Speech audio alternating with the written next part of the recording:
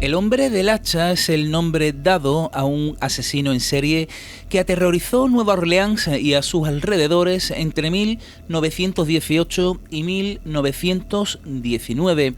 Este desconocido criminal es recordado por su patrón de atacar a familias italianas, especialmente a inmigrantes que vivían en barrios humildes.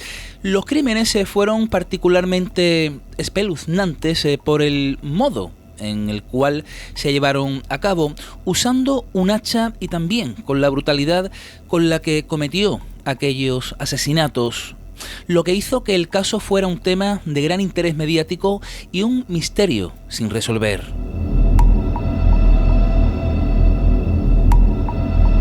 A principios del siglo XX, en Nueva Orleans estaba viviendo una gran transformación. Era una ciudad diversa, llena de inmigrantes provenientes de Europa, América Latina y África, pero también era una de las más segregadas racialmente en los Estados Unidos. En ese momento, la economía estaba siendo afectada por la Primera Guerra Mundial y la tensión social entre las clases más altas y también entre los inmigrantes italianos se estaba intensificando. En una época en la que la vida en los barrios más pobres de la ciudad era difícil y muchos de los habitantes vivían en condiciones muy precarias. Esto contribuyó a que el caso del hombre del hacha tuviera una gran repercusión, ya que muchos de los asesinatos fueron cometidos en viviendas humildes.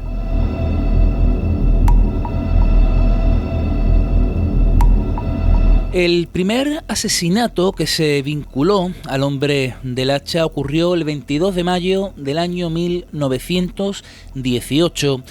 Joseph Maggio y su esposa Catherine fueron brutalmente asesinados con un hacha en su hogar. Los detalles del crimen fueron escalofriantes.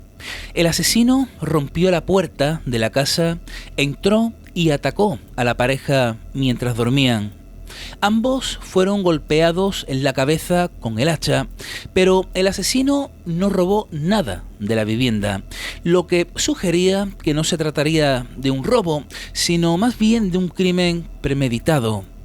Lo más perturbador de este caso fue que tras cometer el crimen, el asesino limpió el hacha y la dejó junto a las víctimas. A partir de ese momento, el modus operandi del hombre del hacha se repetiría en los asesinatos siguientes.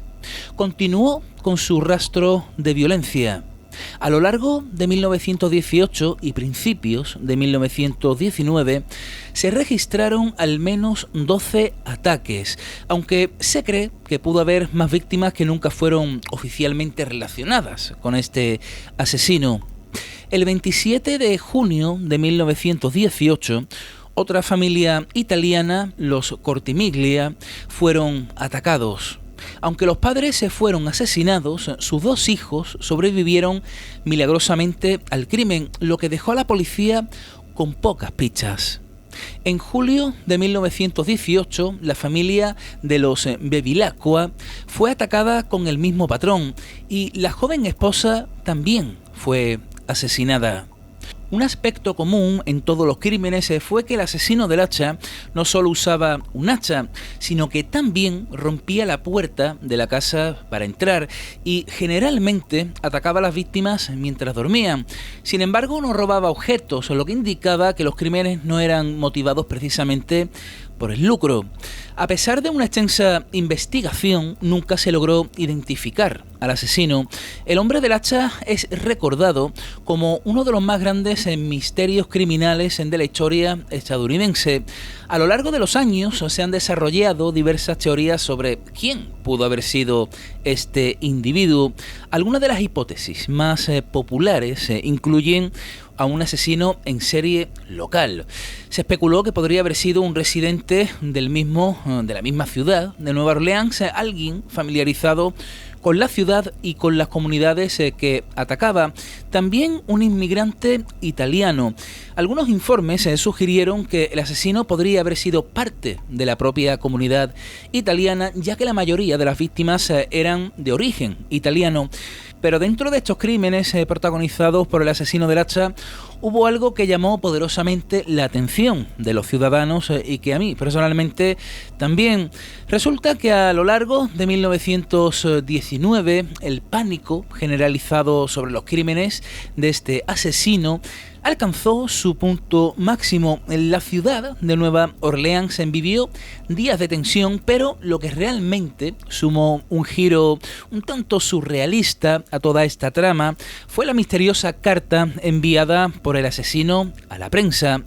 El 13 de marzo de 1919, el hombre del hacha envió una carta al periódico The Times-Picayune, una de las principales publicaciones de Nueva Orleans, con una solicitud un tanto peculiar. Pedía que la gente de la ciudad tocara jazz esa noche en concreto, prometiendo que si lo hacían, él no cometería más crímenes. La carta decía lo siguiente: como les dije, soy el hombre del hacha y deseo dejarles saber que lo que haré será tocar mi hacha con ustedes. Si tocan jazz para mí en la noche del 13 de marzo, dejaré de matar, porque el jazz es lo único que me trae paz. Soy un amante de este género y no tengo intención de hacer más daño si lo tocan. Los dejaré tranquilos.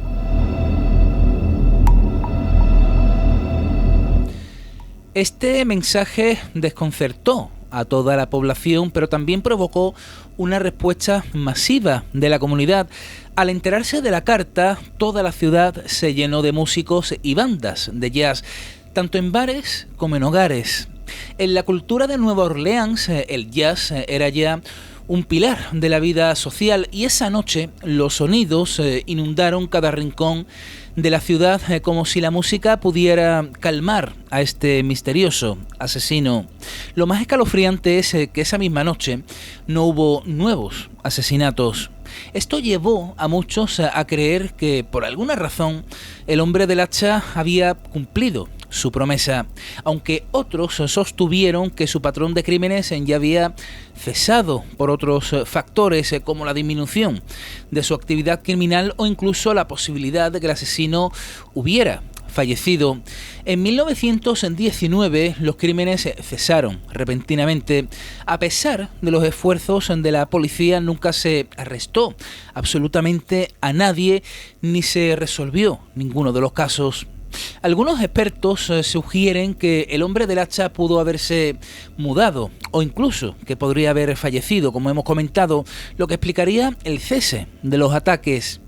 El hombre del hacha de Nueva Orleans dejó una huella imborrable en la historia criminal estadounidense. El misterio y la brutalidad de sus crímenes se convirtieron en toda una leyenda.